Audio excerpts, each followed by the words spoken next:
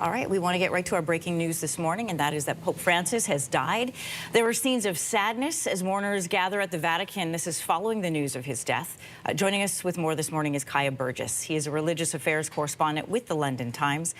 Kaya, good morning to you. Pope Francis, we know, attended Easter celebrations yesterday. You know, they didn't see him Good Friday, they didn't see him Holy Saturday, but he was there to give a blessing just yesterday on Easter Sunday. What do we know so far about the details surrounding his death? Well, the time of his death was given as being early this morning, sort of Italian local time. So we're talking, a few hours ago, really.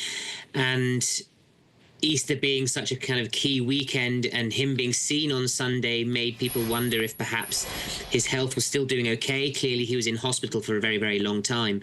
But it seems like he's managed to make it through that key Easter weekend and has passed away the very next morning, which obviously a lot of people will see as a very poignant fact. Yeah, you know, we're just showing our audience pictured live shot now of St. Peter's Basilica and St. Peter's Square, where people are starting to gather. You know, and you can see in the center of the screen there the balcony where he would have come out to give this address yesterday, where the crowd shouted back, "Long live the Pope." And he got in the Pope-mobile, we understand, yesterday, drove around, lifted some babies, which would have been very special remembrance for people this morning. How is he being remembered?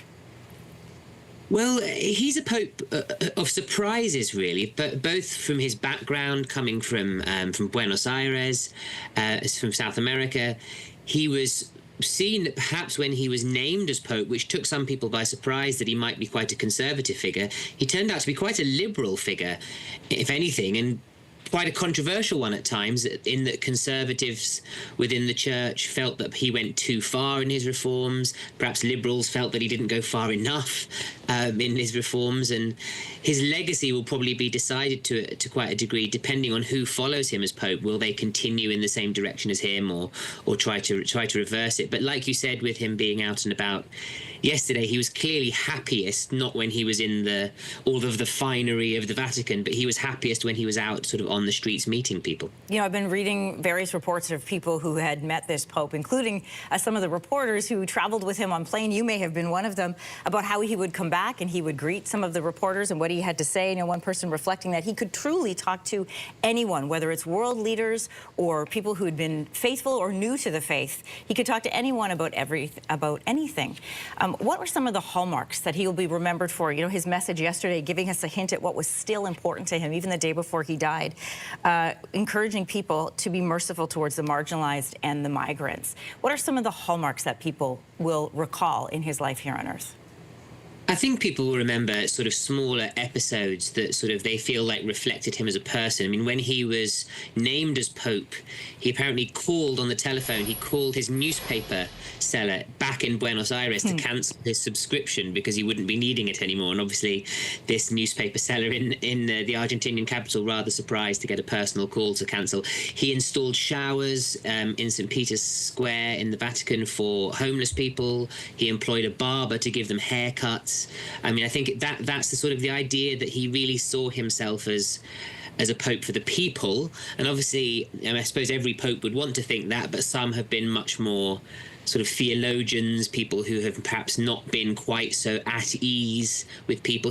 One thing he was remembered for, which isn't necessarily something that always gets associated with popes, was he was quite witty. He had a good sense of humour.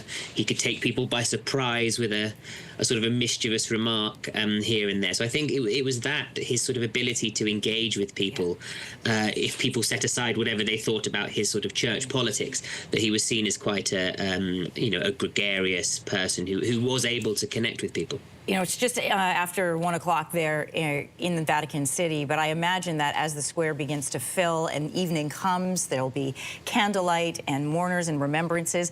We want to look ahead just a little bit, because the question comes now of how do we choose the next pope? What is the process, the official process that happens from here? So the news of the Pope's death this morning was announced by an Irishman born in Dublin called Cardinal Kevin Farrell, and he has the role of Camerlengo, which has been sort of immortalised in various films. Ewan McGregor played a Camerlengo in one of the Dan Brown movies. Quite a famous role, because not only did they declare the Pope's death and sort of verify the death, they're then in charge of preparing for and managing the conclave, which again, obviously, we've seen in a big Hollywood film recently. But the idea being that all cardinals, who are the sort of top rank of of Catholic priests below the Pope.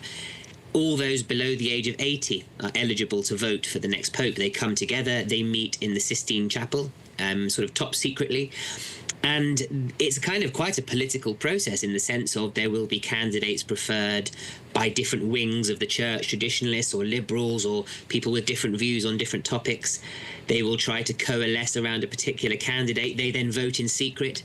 And once the required amount is reached, we on the outside find out when we see the puffs of smoke coming out of the chimney at the Vatican. Kyle Burgess, religious affairs correspondent with the Times of London. I want to thank you for your commentary this morning and your remembrances as well. Thanks for joining us. Thank you. If you like that video, make sure to subscribe to the Your Morning YouTube feed, where you can find all kinds of new content posted every weekday morning.